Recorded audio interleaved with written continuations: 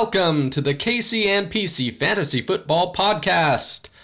We are heading into week number 7, and things are pretty lit around here, as the kids would say, if that is indeed the correct usage of the word lit. Who knows? I'm too old. We're getting things cranked up. We're about to be over halfway through the regular season, so things are rolling. Hey, PC, how's it going for you today, man? You're kind of looking a little tired, my friend. Hey man, back off. My dog, Hummus, ran away last night. That cute pooch is my life. So we had to put posters up all over the neighborhood. Then, at 3 a.m, some teen calls my cell, says he has Hummus, but wants a reward. Here's an idea instead. How about you just be a human bro, and return my dog? Eventually we settle on a price and meet up. Turns out the dog he found isn't Hummus, but he still wants a few bucks for his trouble, and I'm like, WTF? So I get home and am about to go back to sleep when I hear this light snoring coming from beneath the bed. And there he is, Hummus. I was overjoyed. We must have forgot to check that spot when we were looking for him. So yeah, my emotional battery is drained. Whoa, easy. No need to get defensive. Actually, there is, because today we're talking about defense. What? Huh? So that was all set up for this week's topic? I just poured my heart out, you jerk. Here's the quandary, alright? Do you stick with the same D every week, or do you change it up? For me, I like to have 2 defenses, hopefully in different divisions. You know, if one is firing on all cylinders and putting up points, I stick with them.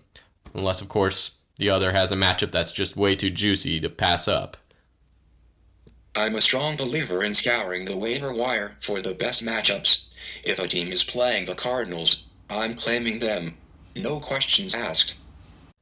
It's also a matter of the home run versus consistency. I feel like matchup hunting can provide a steady stream of 6+ points, but if you remain loyal to 1 or 2 defenses, you're going to start them on the one week that they decide to put up 25. Of course, then on the flip side of that, you may start them on the week that they post -5 too. After multiple weeks, if I have a top 5 defense that's sacking QBs and taking names, I might decide to just go the one defense route. What's great about that is that it opens up an extra roster spot for another position. It's a nice little bonus, as long as my lone defense continues to rack up good weeks. So there you go, defense and hummus. I'm still mad at you.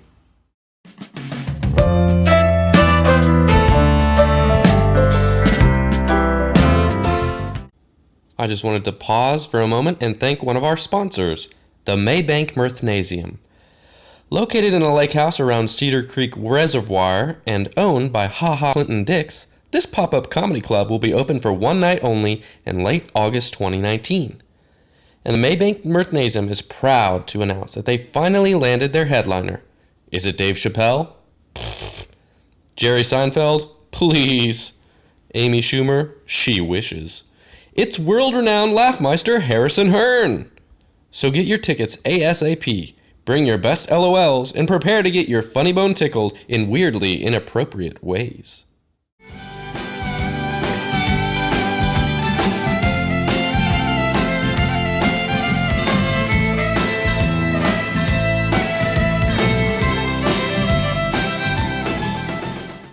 Welcome back to the KC and PC Fantasy Football Podcast. It is guest time.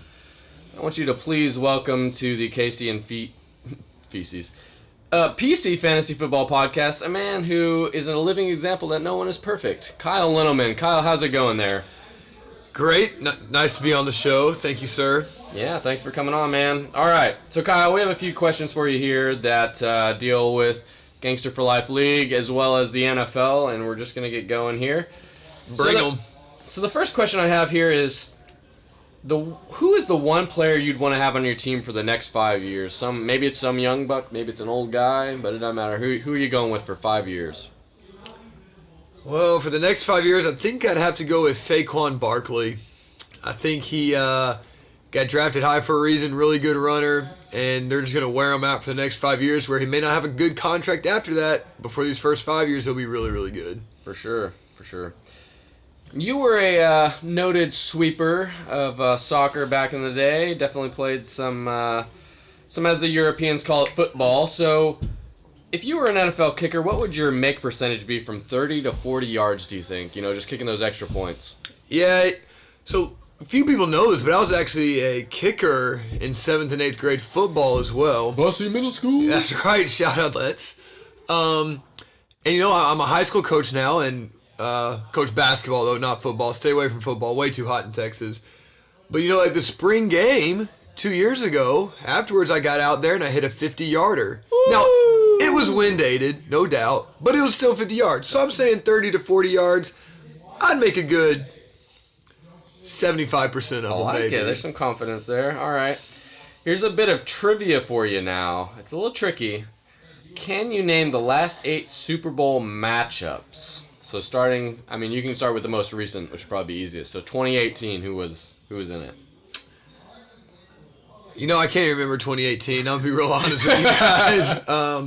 The important thing is that the Cowboys have not been in any of those Super Bowls, which is really what matters.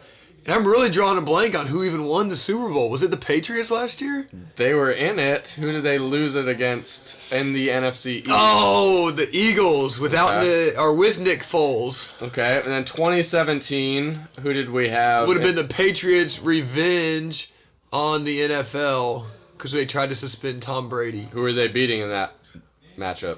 Do you remember? Who gave up a terrible lead, crazy high lead? Oh, yeah, I remember that game, but I don't remember the team. Falcons. Oh, the Falcons. Matt Ryan's MVP season. Yep. And who, any idea in 2016 then? It was a couple teams who hadn't been in it. One team who hadn't been in it for a couple years there. Were the Packers in it? Packers were 2011 versus Pittsburgh. 2016 was Peyton Manning's swan song against... Manning won. Manning went won out on top drinking Budweiser, if I recall. Indeed. Against who? Any idea? Remember? That would have had to have been... Nope, no idea, Kevin. No idea. Carolina Panthers, Cam Newton's first time. They were a bust the next year. Yeah, and then we got New England versus Seattle, Seattle, Denver, Baltimore, San Francisco, New York, New England. So a bunch of good matchups there. But not the Cowboys. The Cowboys were never in it. It's been basically since our births that the Cowboys have been in it. So next question, how do you live with yourself? It's a good question. Very easily, actually.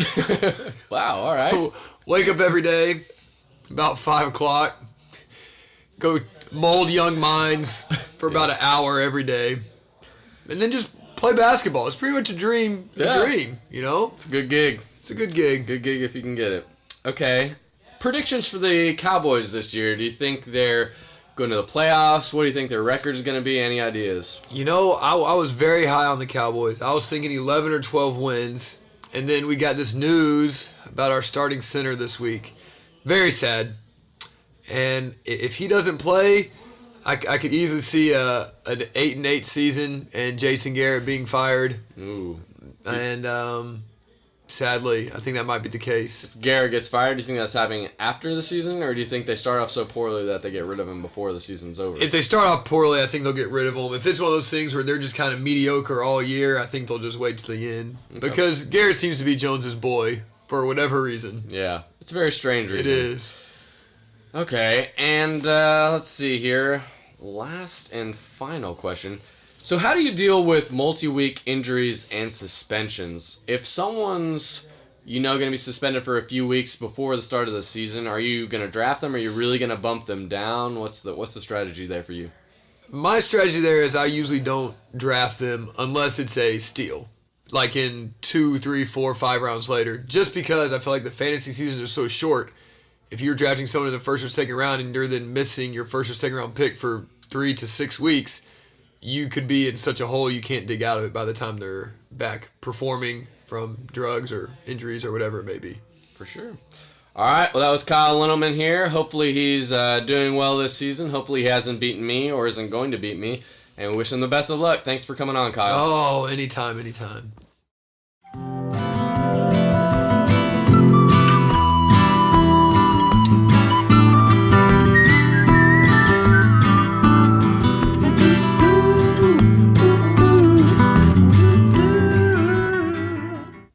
Welcome back to the KC and PC Fantasy Football Podcast.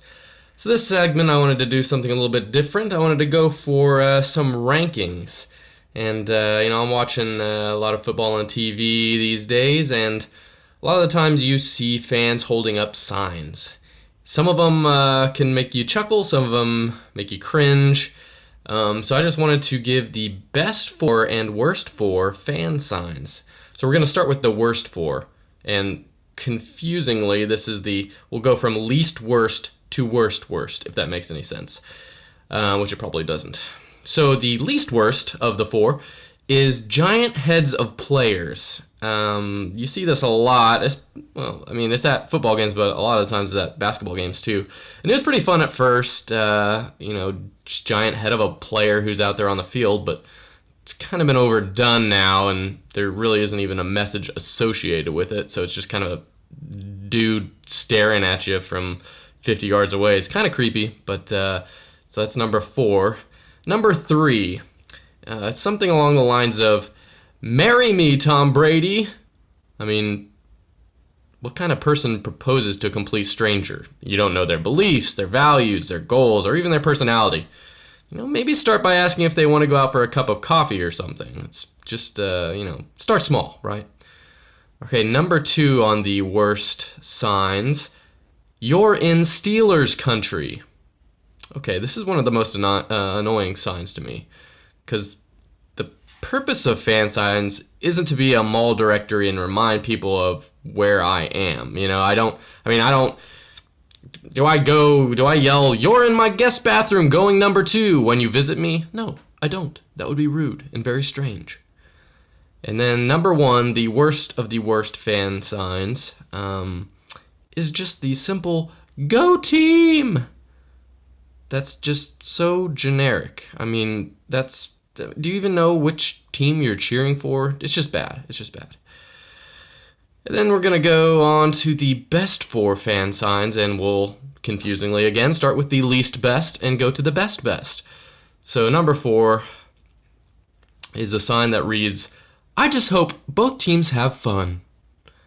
This is only for the most indifferent of fans, and it's also something I could really see my mom holding up at a game. It's very positive, very, very positive sign for the players out on the field. And the number 3 on the best fan signs is, "The guy behind me can't see." That's brilliant. Comedy is often found in the truth, and this plain, simple statement, it works. It works really well.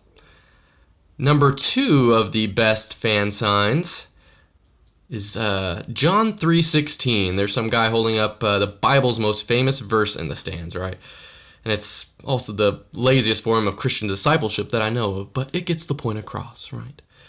And then number 1, the best fan sign that I can think of, it's the GOAT. It's a classic. It is the defense sign. So you got to have a partner to do this one. One guy's holding up a D, the letter D in the alphabet, and one guy's holding up a picket fence, part of a picket fence. But, one letter, some wooden boards, it's just genius. Simply genius.